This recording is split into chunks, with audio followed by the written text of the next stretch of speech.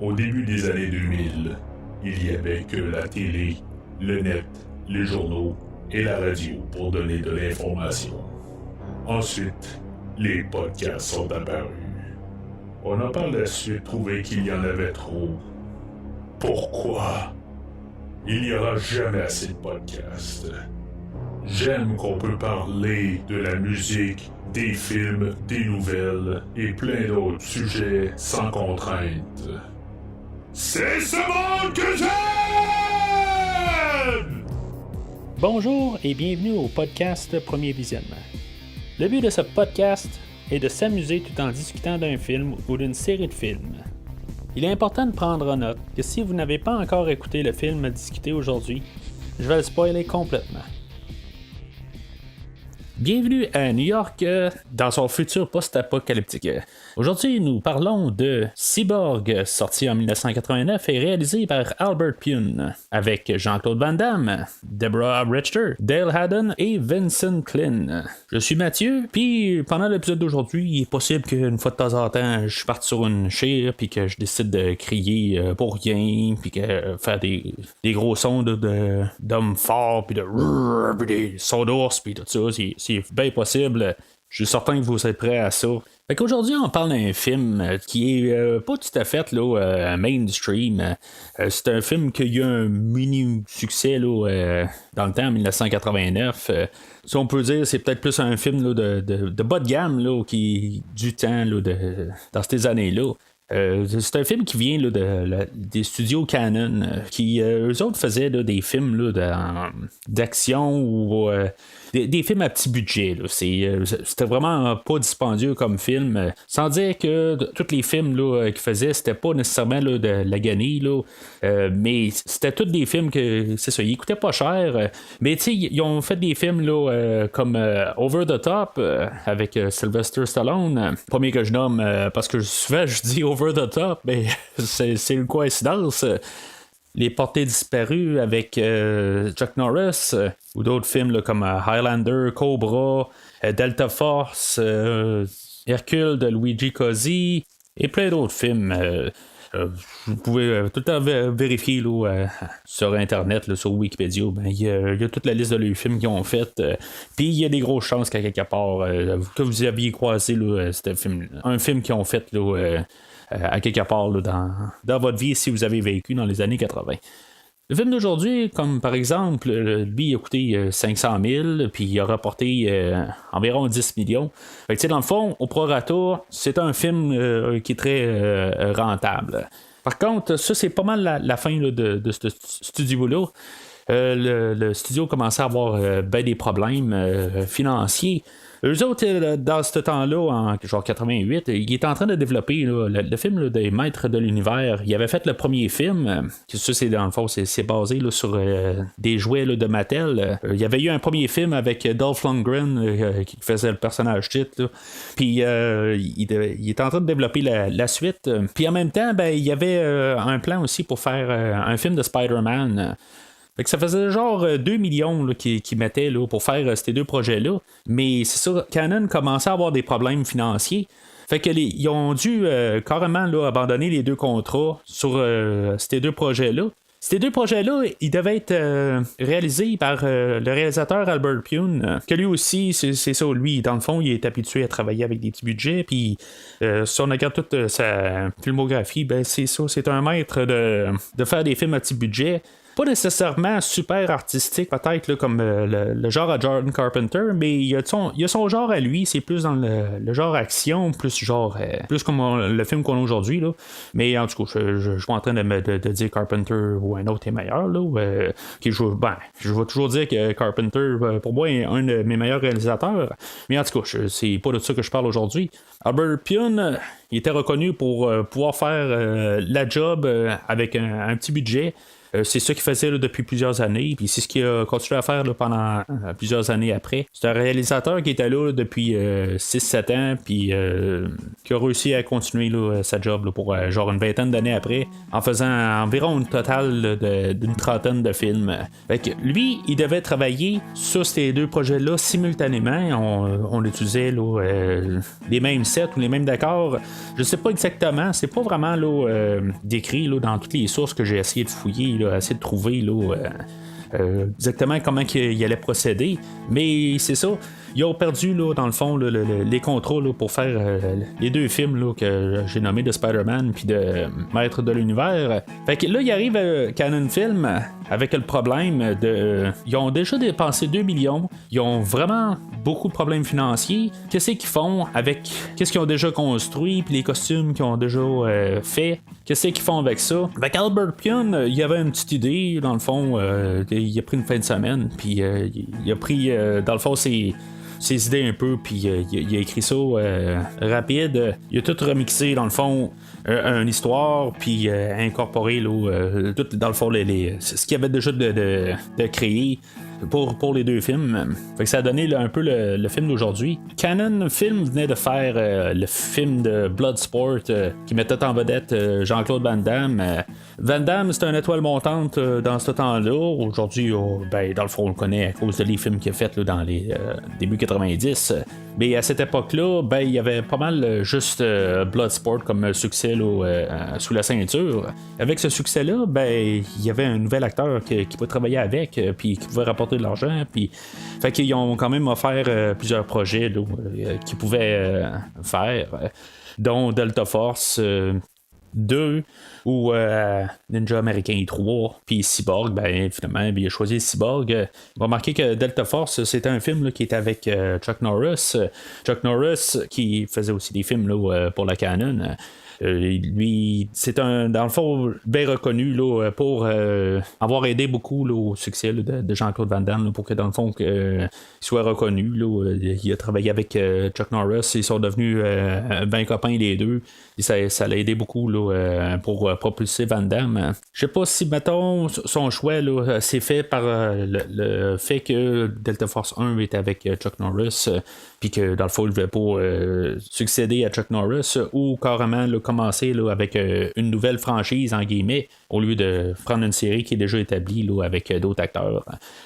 Personnellement, je pense qu'il a fait le meilleur choix là, point de vue carrière là, à place de juste prendre un flambeau à quelqu'un, ben, il peut partir là, sur des nouvelles bases lui, puis je veux dire il fait l'univers à Van Damme au lieu de faire l'univers à Chuck Norris, puis essayer d'incorporer Van Damme là-dedans. Fait que je pense qu'il a fait le meilleur choix là-dedans. Van Damme sera pas vraiment un grand fan là, du film d'aujourd'hui, sauf que, comme j'ai dit plus tôt, ben, ça va avoir aidé un peu là, avec son début de carrière.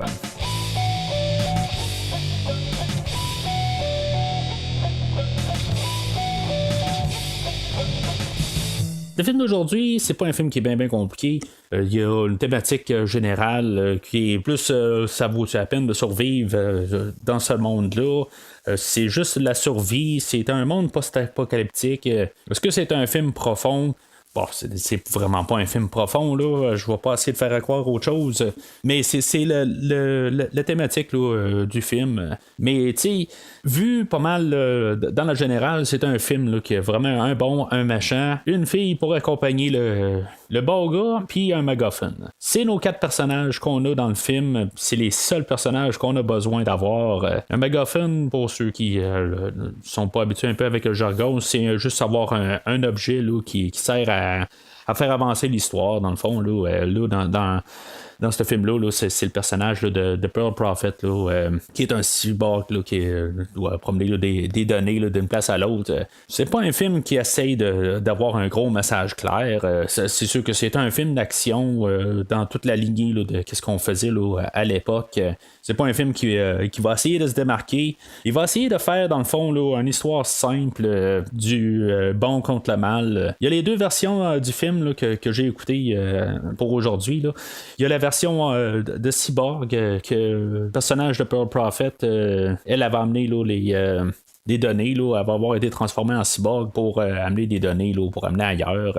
Aujourd'hui, on ferait ça sur une clé USB, là, dans un monde post-apocalyptique, peut-être que l'Internet marche plus, ben c'est ça qu'on ferait, on mettrait ça sur une clé USB, puis on n'aurait pas besoin de transformer quelqu'un au complet là, en robot. Là. Mais en tout cas, ça c'est 1989, là, puis c'était un autre temps un peu là, pour le côté informatique. Le fait qu'elle ramenait, elle promène des données là, de New York à Atlanta, puis revenir, ben, c'est dans le fond là, pour échanger là, avec des scientifiques d'ailleurs, puis qui vont pouvoir plutôt reconstruire la société là, suite à la déchéance de l'humanité, là, comme qu'on la connaît aujourd'hui, là, le monde moderne. Dans la version du Director Scott, on va avoir un peu plus là, du personnage de Fender, puis le monde comme qu'il est, puis que c'est un petit peu plus satanique. On va avoir plus là, de mentions là, du diable, puis des idées là, qui est vraiment satanique. Là, on va avoir quelques petites mentions qui vont avoir resté là, dans la version là, théâtrale, là, la version qu'on connaît. Là. Mais je veux dire, c'est vraiment comme deux films quand même assez différents, même si on a pas mal les mêmes images. Le ton du Director Scott est pas mal plus sombre un peu. Il y a plus de langage vulgaire, puis c'est plus violent.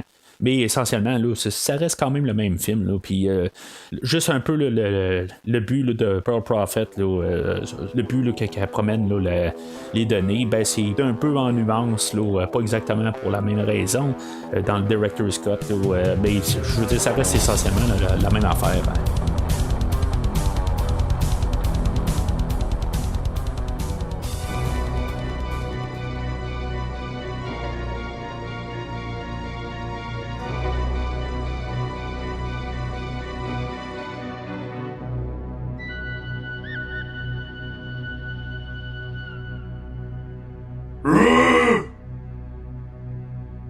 Comme j'ai dit plus tôt, le film, je l'ai écouté dans deux versions là, pour le film, pour l'épisode d'aujourd'hui.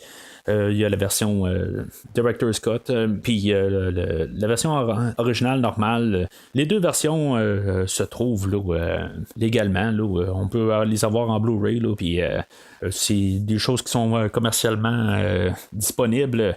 C'est juste que pour la version Director Scott, il faut faire venir d'Allemagne, là, mais en tout cas, faut croire que ça me tentait là, d'avoir ce film-là là, dans une autre version. Mais c'est ça. Comme j'ai dit tantôt, ben ça apporte quelque chose de différent. Le montage est un petit peu différent, mais en gros, là, c'est pas mal là, le même scénario. Mis à part qu'il y a des petites affaires là, qui sont pas placées exactement aux mêmes places. Puis le déroulement n'est pas exactement pareil, mais vraiment le fil conducteur, là, c'est pas mal le même film. Ce qu'il faut savoir, par contre, si, mettons, quelqu'un serait intéressé à voir le Director Scott, puis de l'importer de l'Allemagne, là, il n'est pas en allemand, là, je veux juste pour vous le dire. Là, il y a juste des sous-titres, là, puis il a juste été fabriqué là-bas, là, mais il est en anglais. Mais ce qu'il faut savoir, c'est que même s'il est en Blu-ray, ils ont utilisé un négatif d'une copie VHS. Du film, de la coupure là, de Albert Pyun. Ils ont utilisé une version VHS là, de ce qu'il y avait. Puis, quand, dans le fond, on a les scènes qui sont déjà là, dans le film régulier, ben. C'est intercoupé, fait qu'il y a souvent comme un fling-flang entre la version VHS puis la version Blu-ray. Fait que des fois ça clash, mais en même temps ça nous montre la version, qu'est-ce qui a été rajouté, ça l'aide au visuel. En bonus, quand même, sur le Blu-ray, on peut avoir accès là, à vraiment la version VHS, puis tout ce qu'elle a de l'air, là, c'est sûr que c'est un film qui a été magané, là. C'est une vieille version. Là. Mais si vous avez une petite télé, pas trop grosse, là, pas une télé trop moderne, puis pouvoir écouter sur son Blu-ray sur une vieille télé, ben ça paraît quasiment pas. Exercice que j'ai déjà fait là, il y a une couple d'années, puis c'est un petit peu plus fluide. Là. C'est sûr que sur une télé là, plus moderne, à haute définition, ça va jurer un peu plus. Mais si vous avez encore votre vieille télé d'il y a 15 ans, 20 ans, c'est peut-être la meilleure manière de garder la version Director's Cut. Autre chose qu'il y a de différent, majeur et très majeur, avec les deux versions, c'est la musique du film. La musique de Kevin Bacon dans l'original, elle se retrouve vraiment pas dans le Director's Cut. Albert Pyun, dans le fond, il voulait un gars qui fasse la musique. C'était une autre personne qui voulait pour faire ce film-là. Tony Riparati, puis c'est ça qu'on entend tout le long du version Director. Le problème, c'est qu'il n'y a pas vraiment de mix. C'est comme la trame de musique, elle joue tout le long, puis elle n'est pas comme synchronisée avec ce qui se passe avec l'écran. C'est comme si l'artiste a juste fait de la musique, puis ils ont pesé sur play, puis c'est ça qui joue tout le long. C'est comme, il y a une scène d'action, il y a comme un son pour faire la scène d'action. C'est pas mauvais en soi, comme la musique est correcte, c'est juste que ça fait pas tout à fait, ça clash beaucoup avec ce qui se passe à l'écran, parce que c'est pas écrit vraiment pour qu'est-ce qui se passe à l'écran. Fait que c'est sûr que ça rend un peu la manière d'écouter le film, c'est un petit peu difficile, puis ça l'aide pas. Mais encore là, peut-être que si Albert Pyun il aurait plus travaillé pour la version, s'il aurait travaillé jusqu'à la fin sur le projet, peut-être qu'il aurait plus à retravailler ça, puis que ça ait un peu plus de sens. Mais on a une version du film là-dessus qui n'est pas complète dans le fond. C'est juste son director's cut, puis il va rester encore des cours à faire, puis des ajustements à faire. Mais ça reste quand même un bon petit côté, un alternatif à voir. Si, mettons, vous avez vu le film d'aujourd'hui une couple de fois, puis vous voulez voir quelque chose de nouveau, le Director's Cut, ça peut faire l'affaire. Hein. Mais en tout cas, je vais en reparler dans les recommandations à la fin du podcast. Fait que je vais me servir plus de la version théâtrale pour faire mon podcast d'aujourd'hui. Si maintenant il y a des notes à faire pour le Director's Cut, je le ferai.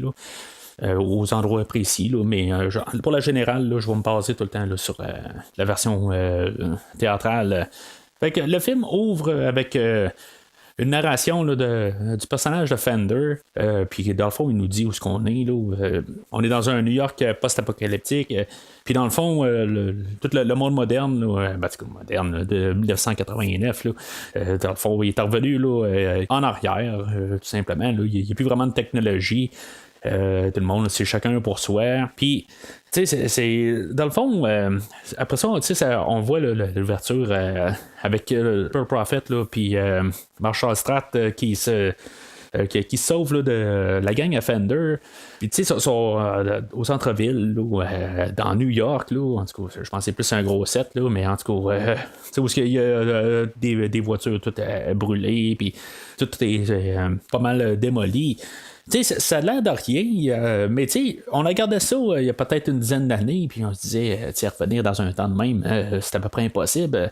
C'est sûr qu'on a eu comme des émissions comme Walking Dead, puis tout ce genre de films ou émissions-là qui nous ont montré tous des mondes post-apocalyptiques depuis le temps, puis comment que dans le fond, on peut comme quasiment revenir en arrière. Suite une bactérie ou des guerres ou peu importe la raison. Aujourd'hui, on est encore dans la période du coronavirus, puis ça fait comment repenser un peu quand on regarde le film, on peut quasiment se dire qu'ils vont parler de la peste dans le film, mais tu sais, c'est comme un peu dans le même principe que ce qui se passe un peu avec le coronavirus. Je pense pas qu'avec le coronavirus, on va se ramasser un monde de même, mais c'est comme on peut un peu comme quasiment se dire que ça peut être suite à ça dans un monde alternatif. Parce que c'est sûr que la peste n'est pas le coronavirus. Mettons que le coronavirus, on a plus de chances de s'en survivre. Mais en tout cas. Fait que, tu sais, vous m'entendez dire depuis le début, Fender, Marshall Stratt, Pearl Prophet. Pour ceux qui sont musiciens d'entre vous, qui connaissaient un peu certains instruments de musique, je sais pas si vous avez remarqué, on parle de Fender, le méchant, c'est, je veux dire, Fender des guitares. Marshall Strat, je veux dire, les Marshall, les amplificateurs, Strat, Fender Stratocaster. C'est tous des noms, dans le fond, là, qui ont rapport avec l'univers là, des instruments de musique. C'est quand même assez drôle là, quand on regarde le générique de fin, là, on est quasiment capable de voir plein d'affaires. Puis en même temps, c'est sûr que je dis les noms, mais il y a des noms là-dedans là, qui sont même pas prononcés là, dans tout le film, ou qui sont prononcés là, juste une fois, là, puis assez rapidement. Là, fait qu'on s'en rend pas vraiment compte. Il y a Fender qui dit pas mal tout le long du film, là, mais ça reste pas mal là, le seul nom là, qui est le plus visible. Là. Mais Marshall Strat, le gars là, qui protège Pearl Prophet, je crois qu'il n'est même pas dit là, du tout là, du film. Là. Il faut regarder le générique là, pour le savoir. Là. Ce que je trouve un petit peu plate un peu, puis un peu difficile là, à suivre les personnages, ou même de s'identifier aux personnages quand on sait même pas leur nom. Mais encore là, les deux personnages qu'on a vraiment à savoir le nom puis savoir c'est qui, c'est le personnage de Gibson. Gibson Rickenbacker même, que dans le fond on voit jamais on n'entend jamais le nom là, de Rickenbacker, là, mais c'est deux autres guitares qui sont mis ensemble pour faire un nom. Puis Defender, c'est quasiment les deux seuls noms qu'on a besoin de savoir. Mais ça reste quand même un choix intéressant là, d'avoir choisi de nommer tous ces personnages là, avec des noms là, d'instruments. Puis qui rajoutent juste un peu là, de fantaisie ou juste de non-vraisemblance là, du monde qu'on est dedans. En tout cas, fait que ça prend pas 2 minutes là, pour qu'on se rende compte là, dans le fond là, de quel genre de film qu'on est dedans. On aime ça ou on n'aime pas ça, on le sait pas mal là. Avec la gang qui est poursuit, puis je veux dire, c'est un film de gros bras, il faut se le dire. C'est un film là, dans le fond que on dirait qu'on a juste des lutteurs à l'écran. Et puis c'est un film qui va fonctionner avec quasiment une mentalité là, qu'on aurait eu là, dans un scénario écrit là, par la WWE. Autrefois connue là, dans ce temps-là comme la WWF. Parce qu'on dirait qu'en même temps, tout le monde est comme genre primitif, tout le monde fait juste comme crier. C'est quand même assez un peu frénétique comme début de film, mais ça nous embarque carrément là, dans l'ambiance là, de ce film-là. La job là, d'intro de ce film-là, c'est à ça que ça sert, dans le fond. Là. En plus de nous présenter, dans le fond, le mégaphone de Pearl Prophet, c'est de nous montrer là, que le grand méchant, c'est Fender. Puis c'est à ça que ça sert. Puis montrer comment que le monde est viré à l'envers. Je crois que dans le fond, ce bout-là est probablement le bout qui a coûté quasiment le plus cher au film, là, en fait, de plateau de tournage, d'après moi, là, c'est ça qu'ils ont voulu un peu rescaper là, qu'est-ce qu'il avait construit là, pour les autres films. Là, j'ai pas mal l'impression que c'est à peu près ça. Là. Mais en tout cas, la version théâtrale là, elle continue vers le générique à partir de là. Puis le générique, on l'avait eu carrément au début là, avec la version théâtrale, la version Director's Cut. Je trouve que ça jure un peu. Je suis peut-être habitué là, de l'avoir vu, là, la version théâtrale. Là, c'est pour ça que je trouve ça un petit peu mêlant là, quand on voit Van Damme réapparaître assez rapide tout de suite après. Mais je vais juste arrêter sur le générique 2 secondes. Là,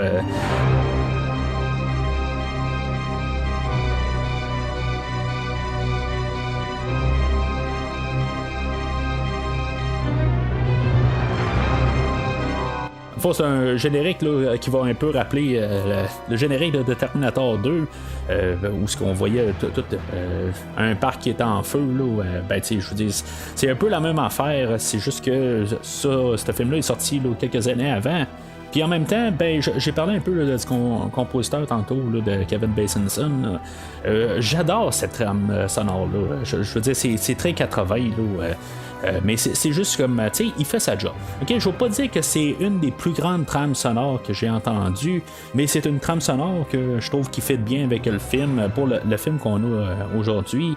Puis je le dis en même temps, si quelqu'un a cette trame sonore-là, puis qui voudrait s'en débarrasser, puis peut-être pas à un prix de fou comme qu'on veut nous vendre sur Internet, mais avec un prix raisonnable ou avec une entente ou quelque chose de même, et rentrer en communication avec moi, je suis preneur, je suis bien intéressé. C'est juste que ça me tente pas de dépenser des centaines de dollars pour la trame sonore, mais je veux dire, je serais preneur pour avoir cette trame sonore-là, la rajouter à ma collection. Fait qu'après le générique, ben c'est ça, on a l'intro là, de Gibson Rickenbacker, le personnage joué là, par Jean-Claude Van Damme. Introduction quand même assez remarquée, avec un pied dans le fond, là, iconique là, de Jean-Claude Van Damme. Jean-Claude Van Damme reconnu pas mal là, pour ses coups de pied, dans le fond, là, de toute la manière. Ben, c'est un kickboxer, là. Puis, je veux dire, c'est juste l'intro, là, juste pour voir que, dans le fond, là, c'est un dur à cuire. Lui, on va apprendre là, que c'est un mercenaire, puis il est sur une quête de vengeance. Puis, c'est ça, il tombe comme par hasard sur le chemin à Pearl Prophet pendant qu'elle essaie de sauver. Là, ce que Pearl elle va y expliquer qu'elle, dans le fond, là, c'est une cyborg, puis que c'est le Marshall Strat là, qui a été tué au début, ben, elle a besoin de quelqu'un d'autre là, pour essayer de l'accompagner là, pour se rendre à Atlanta. Elle a des données dans elle pour aider les scientifiques, là, à aider pour la cure contre la peste.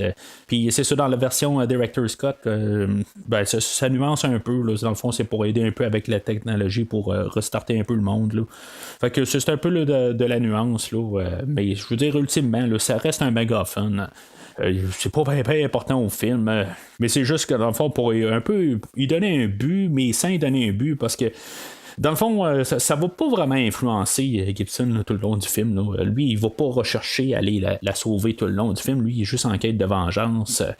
C'est plus le personnage de Nadie qui va savoir c'est qui ce personnage-là, puis qui va avoir entendu sa conversation avec Fender un peu plus loin, là, quand Fender va s'interposer là, entre les deux, puis que, en tout cas, Gibson va être mis en hors d'état de nuire, là, puis que dans le fond, ils n'auront pas vérifié voir s'il a survécu ou pas, là, avoir défoncé une porte. Là.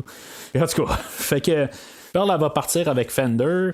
Il va y avoir une scène un peu troublante, là, où ils vont massacrer un village. Ben, c'est un village, c'est une famille, en tout cas, je veux dire, tout est en feu.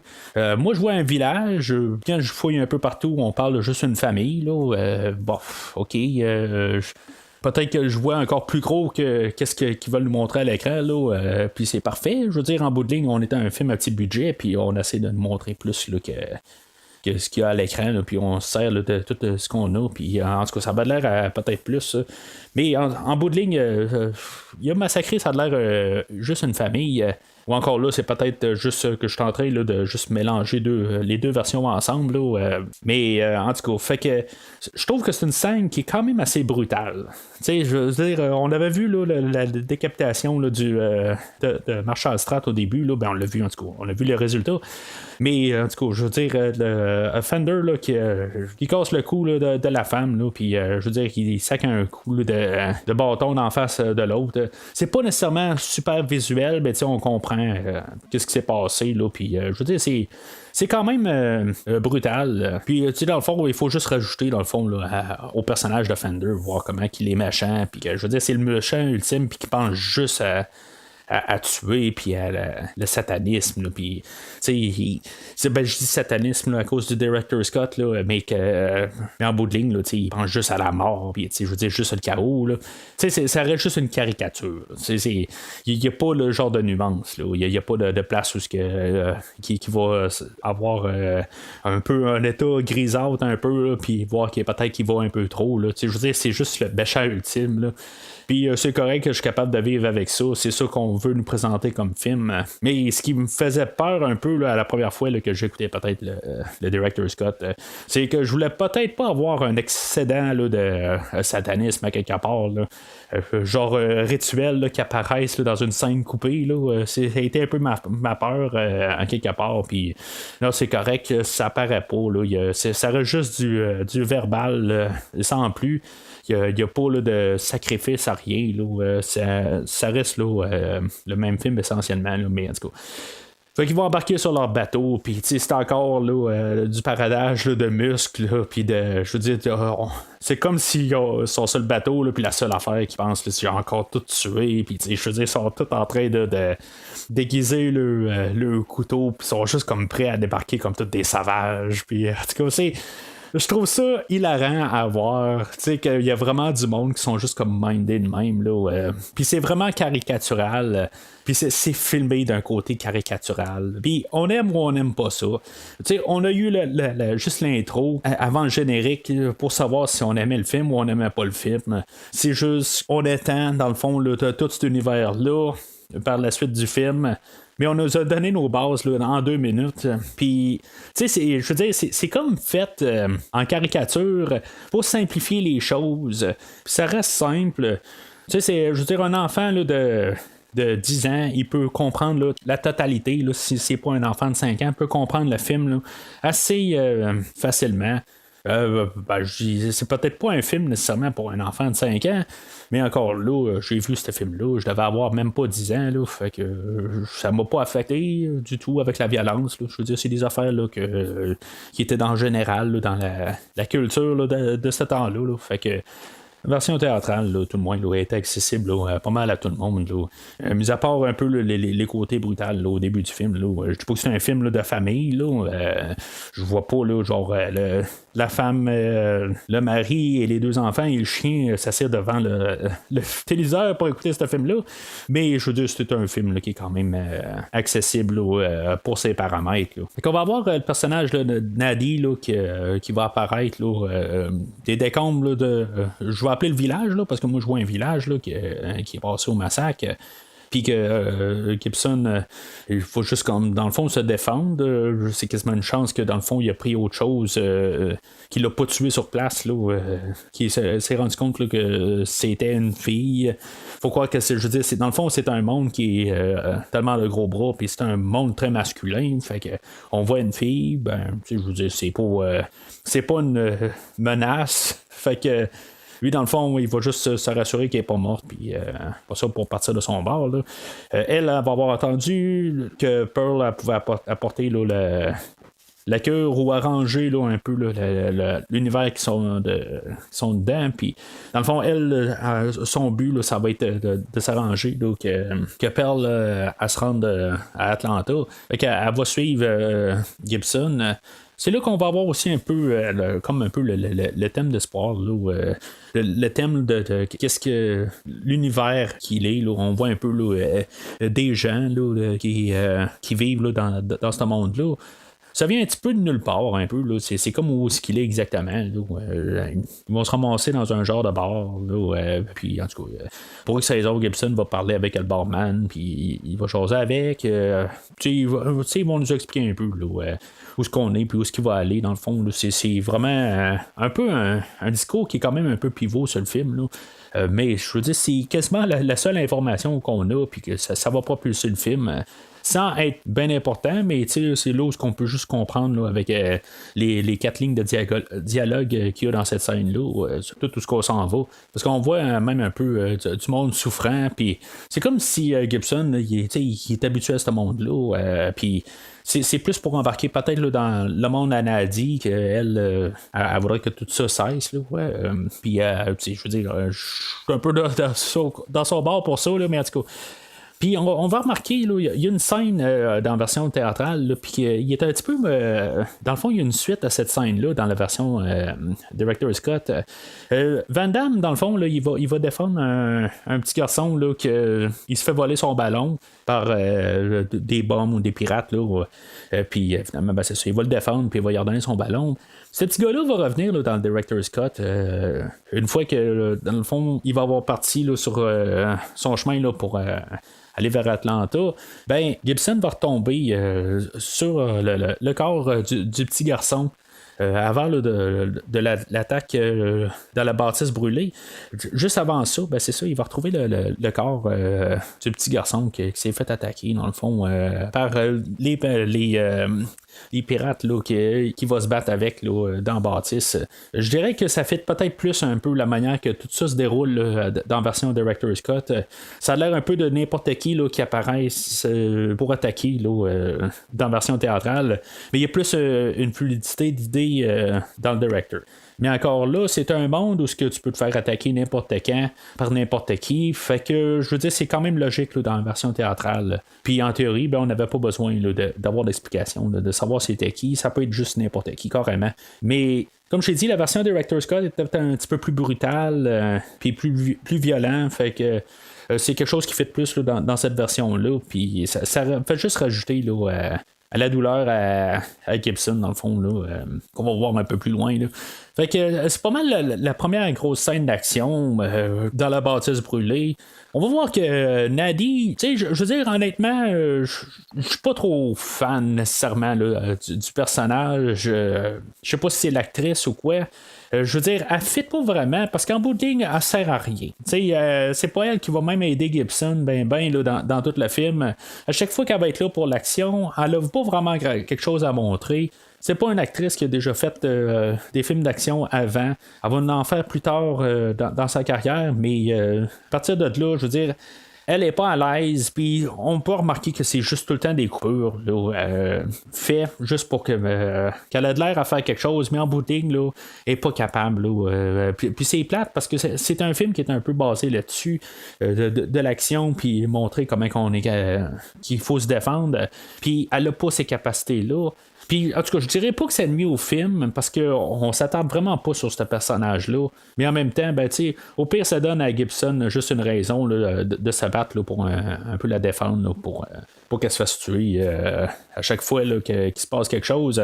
Mais on va remarquer tout le long là, qu'à chaque fois qu'il y a une bataille, ben, souvent on va recevoir une coupe de coups, puis éventuellement, ben, ça va juste couper qu'elle va sortir un couteau de quelque part, puis elle va poignarder l'attaqueur. Fait que c'est pas mal ça qui se résume là, dans toutes les 3-4 fois là, qu'elle va se battre. Ça va tout le temps se résumer à ça, qui devient quasiment un cliché du film là, rendu à la fin. Mais en tout cas, on va se concentrer un petit peu plus sur Van Damme parce que c'est plus ça que dans le fond le film veut qu'on se concentre dessus. J'aime quand même pas mal là, la petite séquence là, dans cette bâtisse-là. On voit ce que Van Damme est capable de faire. Il est capable d'utiliser ses bras, ses jambes. Je veux dire, c'est du kickboxing. C'est quand même un art martial qui est quand même assez brut. C'est un art martial là, qui fit vraiment bien avec cet univers-là. Au départ, Albert Pyun, il aurait aimé ça que ce soit Chuck Norris qui ait le rôle. Il va dire que dans le fond, il a dû tout réécrire un peu là, le personnage là, pour le mettre un peu plus jeune. Là. Chuck Norris commençait à avoir un petit peu plus d'âge là, que Van Damme à ce temps-là. Fait que tout a été un peu adapté là, pour Jean-Claude Van Damme. Honnêtement, je veux dire, j'aime bien Chuck Norris aussi là, pour qu'est-ce qu'il a à faire. Puis je le verrais aussi là, à faire ce film-là. Ça serait pas mal dans ses cordes. Mais c'est ça, on a Van Damme puis qui fait bien l'affaire. J'aime quand même toutes les choses qu'il y a sur lui, là, comme pour se défendre. Il y a un pic dans son pied. Quelque chose qui est dans le fond tiré là, de James Bond de 1963, Bon baiser de Russie. Je sais pas si c'est apparu avant, là, mais en tout cas, moi, je pense que c'est là où je me rappelle là, le plus vieux d'avoir vu un pic dans une botte. Mais tu sais, on prend ça là, d'un peu partout, là, dans le fond. On crée un univers, là, puis on a des petites affaires là, qui sont parsemées un peu là, dans tout le film. Là. Il n'y a rien d'original, mais on essaie de montrer que le gars là, il est capable de se débrouiller là, tout seul. Puis, les fusils, c'est pas des balles de fusil normales, c'est des fusils là, à air comprimé. Quelque chose qu'on voit mieux là, dans le Director's Cut. Mais honnêtement, je suis pas trop connaisseur là, dans les armes à feu. Là. Mais je trouvais ça aussi. Il y avait quelque chose que je trouvais qui marchait pas là, dans le fusil, là, qui n'avait pas l'air là, de quelque chose qu'on voit là, dans les autres films d'action normales. Là, ben, c'est ça, c'est des fusils à air comprimé. Fait qu'en tout cas, avec le peu de toutes les armes qu'il y a dans le fond, son fusil, ses poings puis ses pieds, ben. Je veux dire, il est capable d'arriver à bout là, de pas mal tout le monde. Nadie, elle va juste réussir en éliminer un. Là. Dans le fond, le gars qui est en train de l'attaquer depuis le début. Là. Puis ça va être pas mal ça pour elle. Là. Mais tu sais, Van Damme, tout ce qu'il fait, là, c'est quand même hot un peu visuellement. Il y en a un là, qui fait comme tout renversé au complet. Tous ses membres, là, il recasse dans l'autre sens. Là. Puis je veux dire, c'est quelque chose que je trouve tout le temps le fun à voir là, dans cette scène-là. Là. Puis c'est ça pas mal là, pour la scène. Ça nous sert juste un peu là, à nous dire qu'on est dans un film d'action puis qu'il faut qu'il se passe quelque chose. Là. Fait qu'ils vont partir de là, puis ils vont se ramasser sur une plage, puis ils vont attendre que Fender passe en bateau. Tu sais, je veux dire, je comprends pas tout à fait comment que la géographie est faite là, de ce monde-là. Tu sais, bon, je n'ai pas pris de carte là, puis voir où est Atlanta puis New York, c'est comment qu'on fait pour se rendre là. Mais si je comprends bien, les autres vont avoir piqué à quelque part, puis ça va être plus long, passer en bateau, faire le tour au complet que marcher à pied vers Atlanta. C'est ce que j'ai pu comprendre. Là. Parce que si on se rappelle au début, ben Van Damme, je veux dire, il était sous les décombres quand Fender est parti en bateau. Fait que ça fait pas tout à fait. C'est plus une scène dans le fond là, pour voir Nadie là, qui se dénude puis qu'il va sauter dans l'eau. Là. Je pense que c'est plus ça le but de la scène.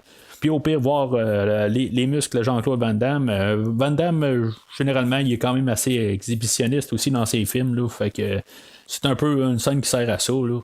Mais le but de la scène aussi, c'est un peu montrer que, dans le fond, Van Damme, il est pas vraiment intéressé à Nadie. Il est vraiment comme concentré sur sa quête de vengeance. C'est là où on va voir un peu pas mal son histoire là, de historique avec Fender. Puis que, dans le fond, il était tombé en amour une couple d'années avant là, avec une autre fille. Puis que, finalement, ben. Elle s'est fait tuer avec elle puis sa sœur puis son petit frère. Ils se sont fait tuer par Fender puis dans le fond Van Damme est en quête de vengeance là-dessus. Lui il avait raccroché dans le fond là, sa job de mercenaire. Je sais pas s'il peut vraiment lâcher ta job ben tu sais s'il peut vraiment là, raccrocher là, dans ce genre de monde là, mais je pense que c'est plus pour dire là, que il avait un peu trouvé la paix intérieure puis que finalement ben, il s'est fait tout arracher ça là, par Fender puis ça gagne puis rendu là ben il est encore fidèle ou son âme est encore fidèle puis tu sais je veux dire il voit rien d'autre là, dans sa vie là, que de vouloir avoir vengeance. Ce qui est quand même d'un côté là, on a vu pas mal tout ce qu'il y a à voir là, de Nadie. Ben, le fait là, qu'il ne couche pas avec puis qu'il reste quand même concentré sur sa quête de vengeance, je trouve que ça rajoute quand même quelque chose un peu différent là, dans ce genre de film-là. Parce que c'est un film que normalement, il aurait probablement exploité ça un petit peu plus normalement. Je veux dire, on aurait probablement vu une grosse scène, plus de sexe là, dans cet endroit-là. Si ça avait été un autre film, mais on a gardé ça quand même juste assez simpliste. On a montré ce qu'on a montré, puis on n'a pas mis plus qui aurait peut-être même pas fité avec le personnage. Parce que, tu sais, Van Damme, je veux dire, il va en faire d'autres films où il est sur des vengeances, puis en bout de ligne, il va arrêter là, sur une autre fille quelque part, puis que finalement, ben, il est quasiment en amour autant avec la fille du film que finalement sa quête. Puis la quête originale là, de Van Damme, ou peu importe l'acteur là, ou le héros du film, ben que ça va paraître quasiment comme une histoire de second plan là, pour le personnage. Là. Rendu à la fin du film, là, en tout cas. C'est une petite note de même, là, mais je me dis que ça montre un peu là, la persévérance là, du personnage de Van Damme là, pour ce film-là. Fait que là, Fender les a comme devancés. C'est comme ça marche pas tout à fait, dans le fond. Là, où ils vont accoster pas trop loin à partir de là. C'est pas tout à fait clair. Fender va avoir débarqué où il y a un genre de vieille usine abandonnée. L'endroit est genre immense. Là. La géographie est un petit peu dure à suivre. Là. Mais on dirait que à quelque part, c'est tout super ouvert en bas. Puis qu'on peut voir exactement tout ce qui se passe. Là. Fait que j'ai comme un peu l'impression là, qu'ils ont filmé tout le temps alentour là, du même poteau. Même poteau, je veux dire, la même petite bâtisse centrale qui doit être un peu au centre là, de la bâtisse. Puis on a juste pris plusieurs angles, là, mais quelque part, là, c'est comme la grosse pièce là, du film. Là, puis c'est la grosse scène d'action, c'est ça qui est comment le central du film. Ils vont se séparer. Gibson part de son bar, puis Nadie part de son bar aussi. T'sais, Gibson va dire reste là, puis je vais aller m'occuper là, d'aller chercher Pearl. Quelque part, je sais pas qu'est-ce qui s'attendait à ce que Nadie fasse exactement. Là, il avait juste à pas lui demander de la suivre là, avant la bâtisse. Là. je veux dire ailleurs, là, vraiment pas en bas de la bâtisse, là, ouais, mais en tout cas. Fait que finalement, ben, elle va se faire attraper là, par Fender, attraper, en tout cas, elle va se faire ramasser. Je sais pas exactement pourquoi qu'il la tue pas, parce que Nadie, elle sera plus vraiment importante là, pour le restant du film rendu là. Je trouve que ça aurait été peut-être juste une question là, de script, là. Ça aurait été une bonne idée là, de la tuer là, en bout de ligne, parce que là, il va essayer en même temps là, d'aller reprendre Pearl puis l'amener avec eux. Mais en bout de ligne, Pearl elle va décider, là, elle va lui dire que elle va rester avec Fender parce que Fender a probablement plus de chances là, d'être capable là, de se rendre jusqu'à Atlanta. Ça ne se tient pas tout à fait à savoir exactement là, qu'est-ce qu'elle veut faire avec Fender une fois rendue à Atlanta. Mais je veux dire, juste en réécrivant un peu, si maintenant on a dit elle s'aurait fait tuer là, ben il me semble qu'à quelque part, il n'y aurait pas eu le choix un peu peut-être aussi là, de se sauver parce qu'en bout de ligne, là, il était un peu trop nombreux sur lui, puis qu'il fallait que peut-être qu'il pogne un par un et non tout le temps ensemble. Mais c'est sûr que ça rajoutait au fait là, qu'il doit se sauver parce que Nadie, là, elle était mis hors d'état de nuire, mais en même temps, ben, comme j'ai dit tantôt, je pense pas qu'elle était vraiment en état de nuire. Toutes les scènes d'action là, dans ce coin-là, là, les scènes de combo, là, c'est du Van Damme là, carrément. Là, dans le fond, Van Damme a donné probablement là, à chaque combo, il donne un coup de poing puis un coup de pied. Puis en bout de ligne, on filme 3 fois le coup de pied puis 3 fois le coup de poing qui a de l'air à donner pas mal plus que qu'est-ce qu'il donne. Mais c'est du Van Damme carrément. C'est la manière que c'est monté, puis c'est ce qui va faire un peu la marque de commerce de Van Damme. Là. Puis on voit vraiment que, je veux dire, le monde là, qui se combat contre, là, je veux dire, c'est comme tous des sauvages. Là. C'est quand même assez drôle. Là. Ça fait tout le temps rire, là, comment que le monde crie juste pour rien. Là. Mais en même temps, les acteurs, je pense qu'ils savent. Puis on voit qu'il y a quand même un genre de fun qui a l'air à se passer sur le plateau. Puis je pense que c'est ça qui ressort beaucoup de ce film-là. Que c'est juste tellement ridicule, dans le fond, que je veux dire, ça crie pour rien, ça fait n'importe quoi. Les acteurs ont l'air tous nonchalants un peu, puis je pense que on le ressent quand on l'écoute en tant que téléspectateur. Puis s'il n'y avait pas cette petite touche-là, je crois que ça pourrait devenir un film qui devient très plate rendu là, puis qui serait dur à écouter. Mais je trouve que juste en voyant comment que les acteurs ont l'air assez amusés sur le plateau, que ça devient juste drôle. C'est caricatural, comme je dis depuis tantôt. Mais si on voit pas ça, ben on risque là, d'avoir un peu de misère là, à passer au travers du film. Là. Mais tu sais, on l'a vu déjà là, dans le premier 2 minutes. Là, si maintenant c'était un film qui était pour nous autres ou pas. J'en reviens tout le temps à ça, mais c'est ce genre de film-là. À l'usine, c'est là où on va rajouter un petit bout d'histoire. Là, que, dans le fond, la sœur à Marie, la fille là, que Van Damme était tombé en amour. Sa sœur est là.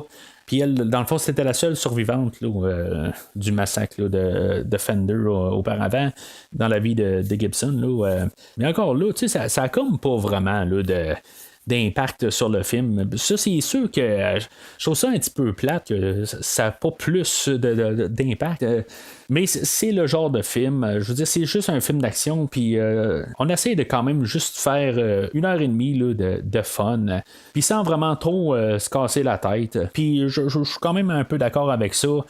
Pour le personnage, là, qu'est-ce qui se passe à Gibson au courant du film? C'est correct, c'est juste très basique. Il n'y a rien de gros révélateur et révolutionnaire là, qui se passe dedans. Là. C'est juste un petit peu là, pour donner juste des choses pour qu'il puisse continuer puis nous amener à la prochaine séquence. Là, ouais. Puis c'est ça. Fait que là, il va se sauver avec Nadie sur ses épaules. Puis là, il va être poursuivi là, par un personnage là, que moi je vais appeler l'Undertaker là, WWE. Là. Je sais pas si l'Undertaker existait là, dans ce temps-là, mais pour moi, là, je veux dire, c'est la même caricature. Là, c'est juste que c'est Undertaker rencontre Conan le barbare. Là, puis je pense que c'est la scène. C'est pas drôle. Là, dans ce genre-là. C'est pas de la comédie, mais juste comme toute la manière que tout est joué là-dedans, je veux dire, c'est hilarant. Je me dis, avec tous les cris d'ours qu'il doit faire tout le long, là, il se ramasse là, dans l'égout, puis on voit que dans le fond, là, les capacités là, de Van Damme là, de faire le grand écart, Van Damme bien connu là, pour faire le grand écart, là, puis c'est encore une autre marque de commerce. Là. Ça a comme un peu pas de sens nécessairement là, la manière qu'il va se débarrasser là, du Undertaker, là. Mais c'est quelque chose quand même là, visuellement là, qui est quand même assez cool à voir. Fait qu'ils ils vont sortir de là, puis ils vont se ramasser dans un champ, puis là ben, ils vont se mettre à courir, puis ils vont se faire poursuivre encore avec la gang de Fender, puis on va avoir encore d'autres combats à main nue. T'sais, on fait juste comme refaire des combats, mais on fait juste comme changer tout le temps l'endroit où on se combat. Puis c'est correct, dans le fond, on a 4-5 places là, dans tout le film où on va se combattre, puis on essaie de faire chaque combat différent de l'autre avant. On met tout le temps quelque chose une petite touche différente. Puis je trouve que c'est important quand même là, dans ce genre de film-là, de tout le temps trouver une nuance qui fait qu'on sent pas qu'on est tout le temps en train de faire la même affaire. Il y avait peut-être la bâtisse brûlée, puis l'usine là, abandonnée là, qui se ressemble un peu, mais c'est à peu près ça. Là. Le reste là, est comme un peu tout avec des petites nuances là, par la suite. Fait que évidemment, ben c'est ça. Il va y avoir encore un autre combat là, parce que Van Damme là, va tuer encore une couple d'autres personnes là, de la gang à Fender. Il va y avoir un autre combat avec Nadie que elle, c'est ça comme je dis, elle va se battre contre une autre femme, puis qu'en bout de ligne, ben, ça va finir que elle va y avoir donné un coup de couteau, puis ça va finir là. Elle va se faire assommer en même temps, un petit peu comme au début du film. Je comprends exactement pas tout à fait pourquoi elle n'est pas morte là, ou qu'elle n'était pas déjà morte là, en bout de ligne. Elle servira plus à rien là, au film. Là. Mis à part couper des cordes là, qui empêchaient Van Damme là, de sortir là, de la croix un peu plus loin. Là. Mais en fait, là, son personnage, quand même, là, il sert plus rien là, depuis quelques scènes. Là. Fait que ça reste tout le temps une question là, de. Je comprends pas exactement pourquoi. Là. Mais en tout cas, je vais reparler de quelque chose d'autre un peu plus loin. Là. Mais je vais revenir où est-ce qu'on est rendu. Van Damme est épuisé, puis on a comme tout notre premier combat là, avec Fender. Puis Fender, c'est comme la force brute en bout de ligne. Là. Van Damme est tellement comme épuisé que finalement, ben, il réussit pas à toucher Fender. Là. Fender, il ramasse Van Damme. Pourquoi que Fender a pas tué Van Damme sur le coup là? Je sais pas tout à fait. C'est une question script, là, dans le fond, pour avoir le combat revanche là, pour la fin du film. Là. Mais je trouve que dans le fond, ça clôture toute là, cette grosse scène d'action-là. Là, tout se clôture quand même assez bien. Là, pour le genre de film que c'est. Là, je me répète aussi. Là. Je suis pas en train de dire qu'on est en train d'écouter là, un film qui aurait dû remporter un Oscar en 90. Là, mais pour ce que c'est, je trouve que tout le narratif, puis qu'est-ce que l'histoire essaie de nous donner, puis qu'est-ce qu'on est là pour voir, tout est quand même bien clôturé là, avec Fender là, qui casse la gueule carrément là, à Van Damme, puis que ils vont l'abandonner là, dans le fond, le crucifier là, sur le top d'un bateau.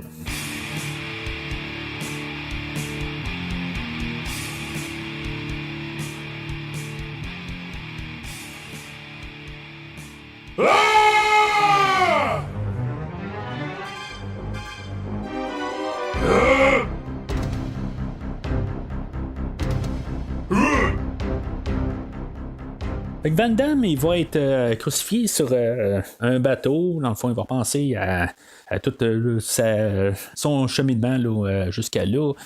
C'est là où on va vraiment voir là, toute l'histoire. Là, on va tout nous la montrer là, de ce qui s'est passé avec lui auparavant, là, avec comment il a croisé Fender, puis Fender a tué toute sa famille, si on veut, là, même si c'est pas ses enfants. Je veux dire, c'est la sœur et le frère là, de Marie que lui est tombé en amour. Là. C'est pas très clair. Là. Même elle, l'actrice, a dit que quand elle a ramassé le rôle, là, c'était supposé être ses enfants, dans le fond. Mais ce que je j'ai toujours pensé un peu, là, mais quand on écoute juste le mot à quelque part qui est dit là, dans ces peu de lignes de dialogue qu'il y a là, dans le film, ben, on sait que dans le fond, c'est les parents là, de ces 3 enfants-là.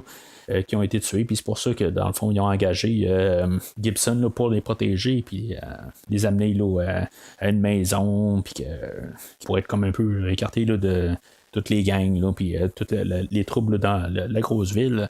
Mais c'est ça, éventuellement, Fender va quand même se ramasser là, puis qu'il va supposément toutes les tuer les 4, mais c'est ça, Fender. Ou plutôt Gibson va survivre de tout ça. C'est un peu une métaphore.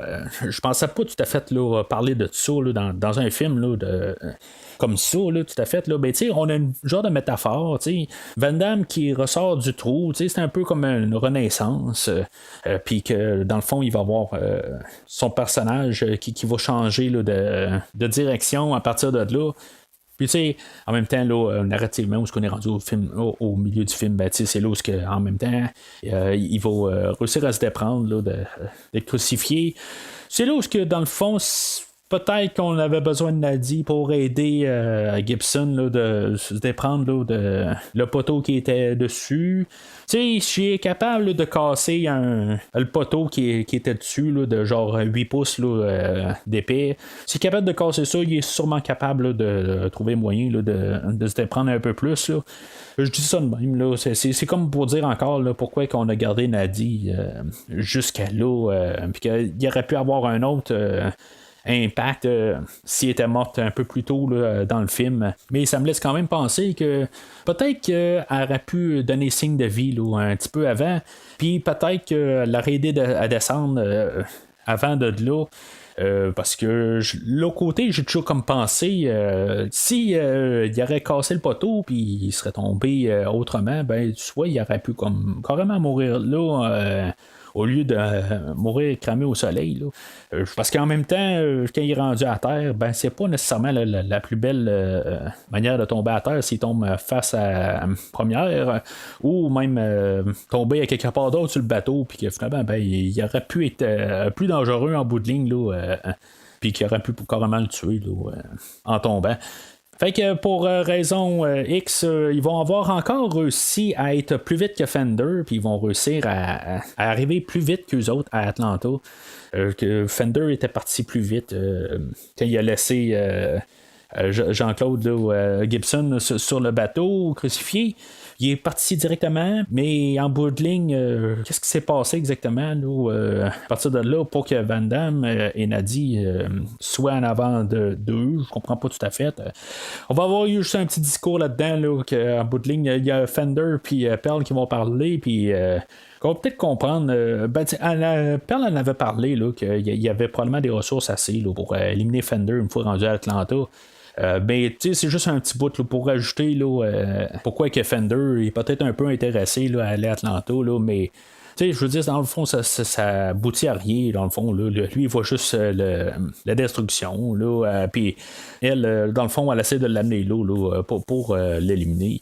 Est-ce que il aurait réussi à tuer Fender? C'est quelque chose qu'on ne saura pas, dans le fond, parce que ça va être Van Damme qui va faire la job.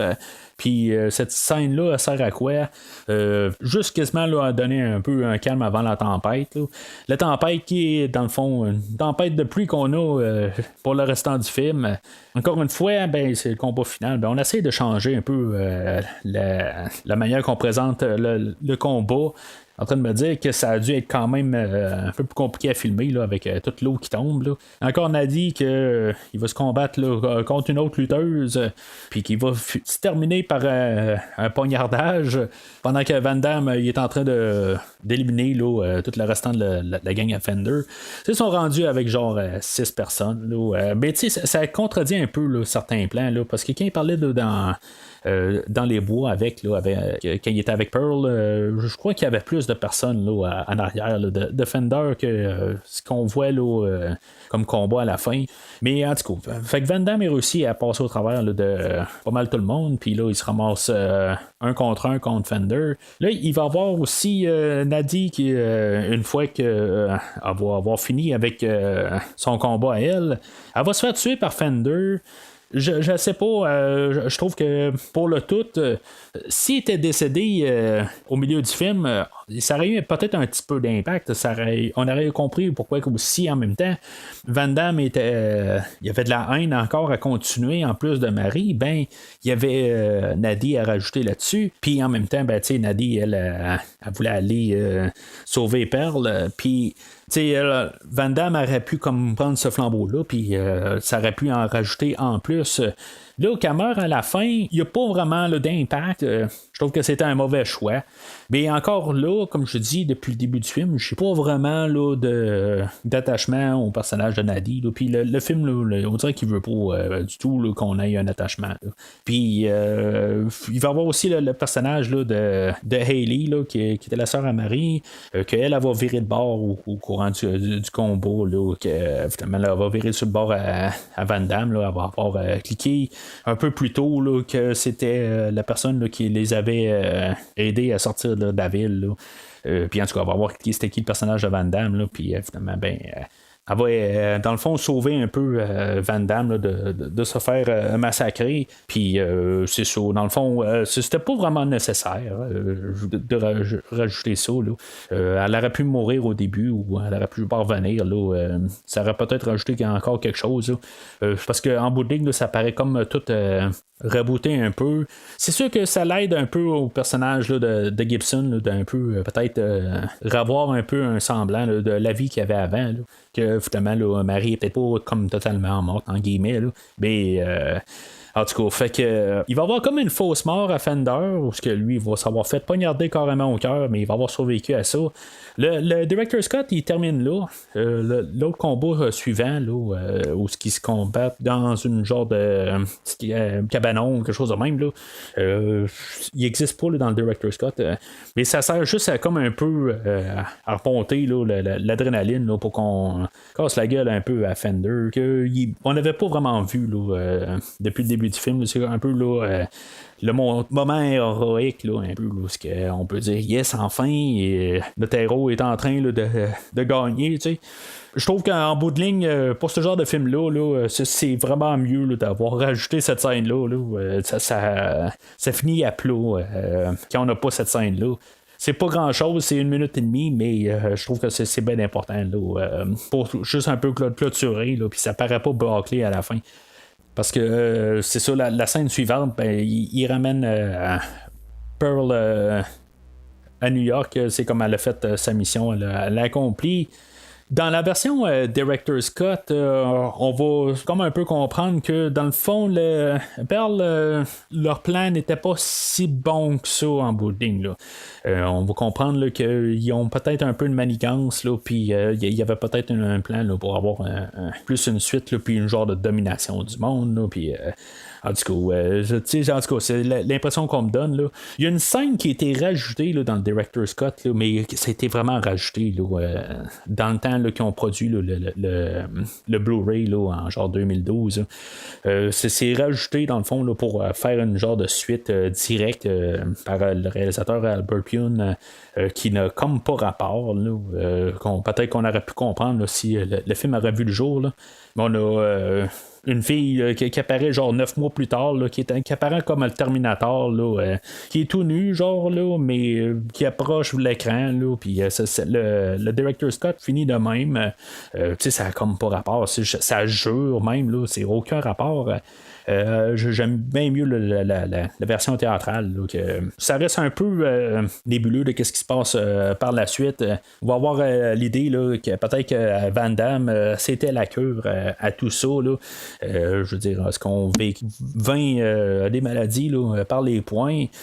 Je sais pas, là, mais c'est un peu ce qu'on dit vers la fin du film, dans le fond, là, que c'est un peu comme la bonté là, de Van Damme là, d'avoir fait ça. Là. Dans le fond, c'était pas sa mission, mais en bout de ligne, là, il a comme vécu ou vaincu une partie du mal là, du monde. Là. Mais ce monde-là a l'air quand même assez gros. Je pense pas que Fender c'était toute la seule personne là, qui était machin là, dans tout ce monde-là. Je suis pas mal sûr qu'il doit y avoir d'autres choses. Puis dans un monde alternatif, là, il y aurait probablement là, d'autres gangs là, qui est en train là, de virer le monde à l'envers. Mais en tout cas. On va parler là, des suites là, dans quelques minutes.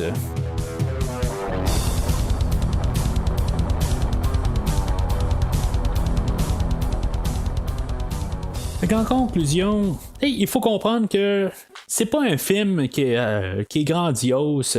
C'est pas un film qui a vraiment des grosses idées profondes.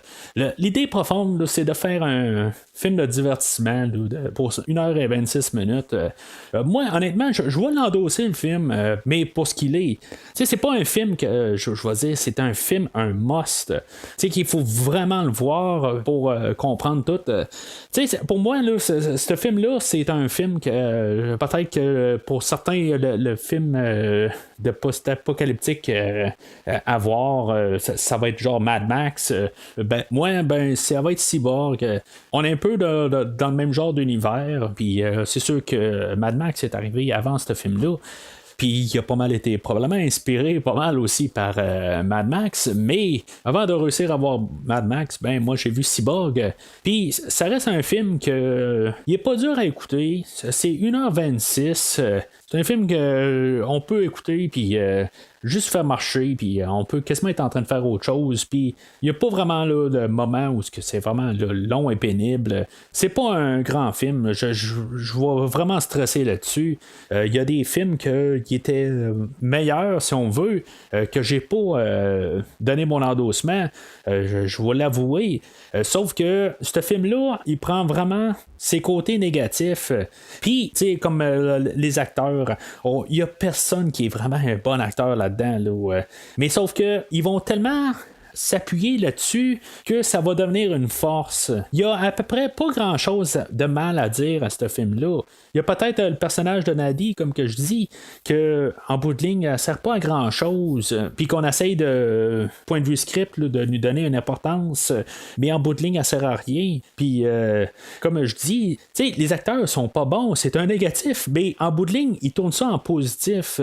Il y a plein d'affaires, là, tu sais, l'univers sombre puis brutal, j'aime beaucoup quand même là, l'univers, puis que la manière qu'il est fait, c'est très caricatural. Tu sais, c'est pas comique, mais c'est la manière que c'est démontré, tu sais, c'est fou, c'est frénétique, c'est très gros bras. Mais tu sais, on s'en sert tellement en extrême que ça devient vraiment un côté positif pour le film. Fait que oui, je l'endosse grandement. C'est un film que j'aime revisiter, puis que je vais revisiter là, au maximum 2 ans. Puis c'est un film que j'ai vu plus souvent que dans le fond il le mérite quand même, mais c'est un film que je trouve qu'il passe très facilement, puis qu'il n'est pas lourd à écouter.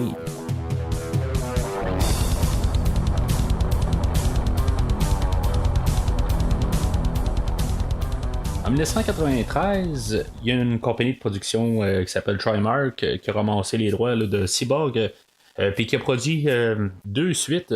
On a le film de Cyborg 2, qui était comme le premier film d'action à Angelina Jolie. Elle a fait genre 2 rôles avant, là, mais c'est probablement le premier rôle qu'elle a comme rôle principal. C'est avec Angelina Jolie, Elias Koteas, Billy Drago, puis Jack Palance. Même si ça porte un nom Cyborg, ça n'a rien à voir avec le film de 89. Le seul lien qu'il veut lui mettre, c'est qu'au début du film, on voit comme des flashbacks de ce qui s'est passé avant, là, genre 50 ans avant. Ce film-là va arriver à se passer dans le futur de Cyborg. Dans le fond, il se passe un peu plus tard. C'est comme si le monde s'est reconstruit par la suite. Puis il y a eu une guerre de cyborgs à partir de là, qu'on a juste construit des cyborgs, puis c'est rendu plus du marchandage dans ce domaine-là. Bon, est-ce qu'il y en avait avant là, dans le film original? C'est possible, là, en tout cas. On va pas là, dans ces détails-là. C'est juste que le film ne semble vraiment pas être connecté avec le film original. Là. Je veux dire, il y a un bout où on voit juste des flashbacks de Van Damme, de Fender, puis de Pearl. Puis que Angelina Jolie là-dedans, elle joue un cyborg que dans le fond, il a été construit pour infiltrer une compagnie là, de je sais pas trop quoi tout à fait, mais elle a été faite pour infiltrer cette compagnie-là, pour arriver aux hauts dirigeants puis exploser là, dans leur bureau. Puis elle prend conscience de ça. Elle a son entraîneur, parce que les cyborgs ont des entraîneurs là-dedans, ça a l'air. Elias Koteas, qui fait le personnage de Colt, elle fait comme tomber un peu en amour avec. Faut comme un peu tout laisser passer les choses. Elle va se sauver parce que c'est ça, elle va être au courant de ça. Puis il y a le personnage de Jack Palance, que lui c'est un autre cyborg, que lui c'est comme révolté contre le système, mais que lui il apparaît là, au travers des téléviseurs. Là. C'est dans le futur, mais ils ont comme encore des vieilles télé là-dedans. Là. Puis il apparaît sur tous les moniteurs un peu partout, puis il va les guider. Pour sortir de là. Puis là-dedans, il va être poursuivi là, par un autre cyborg comme chasseur de primes, joué par Billy Drago. Puis c'est un petit peu chat et la souris. Il y a un autre cyborg qui vient là, de la compagnie inverse qui va pogner une fois Angelina Jolie là, qui s'appelle Case Reese. C'est un hommage à Kyle Reese là, de Terminator 2, le Reese. Case, elle va se faire pogner là, par Chen, c'est un cyborg de la compagnie inverse, comme j'ai dit. Puis elle va la programmer pour que finalement, elle va être comme désamorcée dans le fond. Qu'éventuellement, il va y avoir quelques combats au travers du film. Là. C'est toute Angelina Jolie qui fait la plupart des combats. À part pas mal le dernier combat, parce que dans le fond, ils sont sur un quai, puis c'est dans le fond pour payer leur droit de passage là, pour pouvoir prendre le bateau, puis se sauver genre en Afrique. Puis ça va être Liz Koteas, puis le personnage de Billy Drago qui vont se battre ensemble. Là. C'est un petit peu n'importe quoi comme film. Là. Ça va finir, bien sûr, là, ils vécurent heureux et il n'y aura aucun enfant, dans le fond, parce que elle, c'est une cyborg. Mais c'est vraiment le dernier plan là, où on voit Elias Koteas qui a genre 60 ans de plus. Là. Puis elle meurt avec elle meurt pas avec lui, mais il est genre sur son lit de mort. Puis ça finit de même. Là, c'est une histoire d'amour en bout de ligne. Là. Ce que j'aime un peu, c'est juste l'esprit corporatif là-dedans, là, puis l'argent. C'est juste on construit quelque chose pour dominer le monde. Là, je veux dire, c'est un peu ridicule. Là. Mais c'est un film qui est sorti directement en DVD. Fait que puis c'est vraiment le feeling qu'il y a là, en écoutant le film. C'est un film là, que j'ai vu quelques fois. Une fois de temps en temps, je vais le réécouter. Là, mais honnêtement, là, je peux vraiment pas endosser ce film-là. Là. Surtout étant la suite de Cyborg, là, qui n'a aucun lien avec. S'il y aurait eu au moins un minimum de plus de liens, là, mis à part, il essaie de garder ça dans le même monde, là, mais ça n'a aucun rapport. Là. Si ça pouvait plus se tenir là, dans le même monde, puis il aurait pu avoir plus une suite, il y aurait peut-être eu plus de plaisir. Là en bout de ligne, c'est carrément dans le champ avec le premier film, puis ça n'a pas comme de lien. S'il y aurait eu au moins un peu une suite, là, une nouvelle gang ou je sais pas quoi. Là, c'est comme si le monde a reparti, puis là, il y a autre chose qui s'est passé suite au cyborg. Faut pas oublier que le film original, il devait s'appeler Slinger. Qui se concentrait plus là, sur les personnages là, de Van Damme puis de Marshall là, c'est pas mal plus les slingers, c'est le terme qu'ils donnent là, pour les mercenaires là, dans le monde de Cyborg. Puis ils ont dans le fond changé le nom Cyborg à la dernière minute. Puis là Cyborg 2, il s'est focusé sur le nom de Cyborg, puis ils ont fait une histoire de Cyborg. Puis le film, dans le fond, là, c'était pas supposé être une suite à Cyborg. Là, à partir depuis au départ, là, ils ont juste comme collé ça par la suite, puis ça paraît vraiment. Là, ça a comme aucun lien. Là, jusqu'au point que je pense que même les acteurs ne savaient même pas qu'ils faisaient Cyborg 2. Là, ça devait être vraiment un autre projet, puis à quelque part, ils ont eu les droits, puis ils ont collé des liens.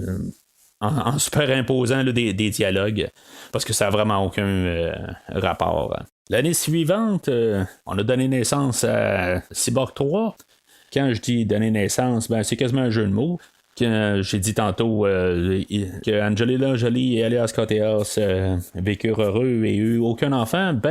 Il tombe que quand le personnage de Colt, joué par Elias Koteas, quand il est mort, mais ça a l'air que pour une raison ou une autre, a réussi à mettre Case, le personnage qui était joué par Angelina Jolie, enceinte. Fait que déjà là, on s'entend que ça part avec l'idée ridicule comme film.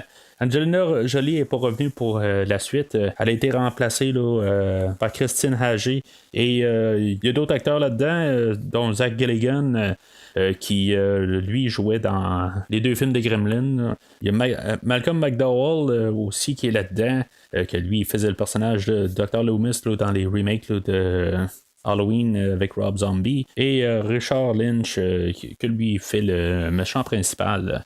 Fait que, dans le fond, c'est la suite directe de Cyborg 2. Bien entendu, un cyborg qui a besoin, qui est sur le point d'accoucher, c'est quelque chose qui est pas normal. On est dans un monde qui se passe genre encore plusieurs années après Cyborg 2, où ce que les cyborgs ils sont quasiment tous chassés. Puis dans le fond, ils forment tout un groupe là, pour essayer de survivre. Puis en même temps, ben il y a comme un genre de chasseur de primes qui les suit un peu, là, qui les recherche pour les tuer, pour ramasser les morceaux, puis les revendre. Là. Si la tête d'affiche inclut Malcolm McDowell comme point de vente, Malcolm McDowell apparaît pour à peu près 2 minutes dans tout le film, puis c'est au début, puis c'est tout. Le film revient un peu aux sources de Cyborg 1 d'un côté, où ce qu'on est plus dans le désert, il y a plus d'endroits vides, ça a l'air plus un peu là, d'un Mad Max, un peu là, parce qu'il y a des voitures dans ce film-là, contrairement au premier film, là, mais honnêtement, là, un peu comme Cyborg 2, ça vaut pas la peine. Là. C'est carrément là, autre chose. Enfin, en tant que franchise, là, le 2 et le 3 là, sont partis dans une autre direction. Puis même comme film en soi, ces 2 films-là n'ont absolument rien à apporter. Je dirais que j'étais un petit peu étonné là, quand je viens de réécouter le Cyborg 3. Il était pas aussi pire que je pensais qu'il était. Mais honnêtement, je pense pas que c'est un film que je vais revisiter là, dans les prochaines années. Je dirais que je sens que Cyborg 2 Cyborg 3 ont un peu plus là, de cœur en arrière. C'est un petit peu plus ridicule comme film, c'est sûr, avec le personnage de Case là, qui est enceinte. Là. Puis, je veux dire, dans le fond, c'est son utérus, si on veut, là, qui est dans une genre de petite capsule dans son corps. Là, c'est un peu ridicule. Là, puis, on peut promener le bébé là-dedans. Elle n'a même pas besoin de l'avoir dans elle. Là. Fait que, en tout cas, c'est un peu ridicule comme idée. Mais si on enlève un peu juste cette partie-là, le film est quand même pas si pire là, pour le calibre de film qu'il est, mais ça reste encore un rouge. Là, j'ai vraiment aucune recommandation là, pour Cyborg 2 et 3. Il y a environ 5 ans, Albert Pyun, qui faisait le Cyborg original, est revenu dans la franchise. Il a filmé un film là, qui était un prequel au film de Cyborg.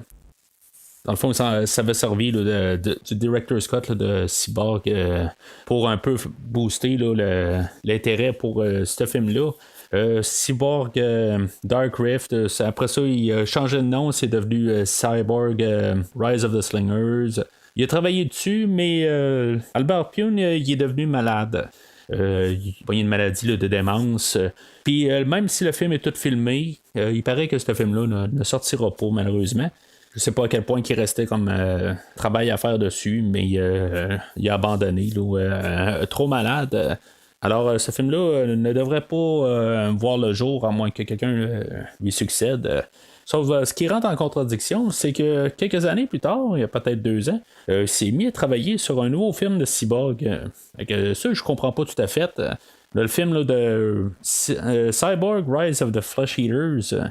Rendu là, je comprends pas pourquoi que l'autre film là, n'est pas terminé. Parce que c'est vraiment un projet à part, c'est vraiment d'autres acteurs. Dans le film là, de Rise of the Slingers, on voyait des personnages vraiment là, c'est pas les mêmes acteurs, mais au moins on voyait le personnage de Marie qui était la femme là, que Gibson là, avait perdu. L'acteur qu'il faisait Fender revenait. On avait Sacha Mitchell, lui, il est plus ou moins connu à cause de la série Kickboxer qui avait succédé à Van Damme. C'était avec lui aussi. Ça avait l'air quand même un film là, qui avait l'air d'être quand même dans la continuité originale, mais finalement, on verra pas ça. Là, on a un autre film avec tout recasté au complet, que je sais pas exactement s'il va être sorti aussi. Fait que c'est quand même un peu nébuleux là, pour l'avenir de cette franchise-là. Honnêtement, autant que j'aime le premier film, j'en ai pas mal rien à foutre là, de tout ce qui se passe avec. Là, je me rends compte que quand même, c'est le film original, le petit bijou en guillemets là-dedans. Puis qu'est-ce qu'on essaie de faire à part là, on n'est jamais capable de recapturer qu'est-ce qu'on a trouvé dans l'original. Fait que c'est pas mal tout pour aujourd'hui. N'oubliez pas de commenter là, parce que vous voyez le podcast ou sur la page Facebook direct. Vous avez des commentaires. Si vous pouvez me voir sur Twitter, vous pouvez me suivre là-dessus. Vous pouvez suivre directement là, sur les applications que vous avez trouvé le podcast ou d'autres plateformes, c'est plus facile, dans Spotify, iTunes, Podbean, Apple Podcast et Stitcher. Fait que jusqu'à la prochaine fois, qui sait, c'est peut-être le podcast La cure pour ce monde.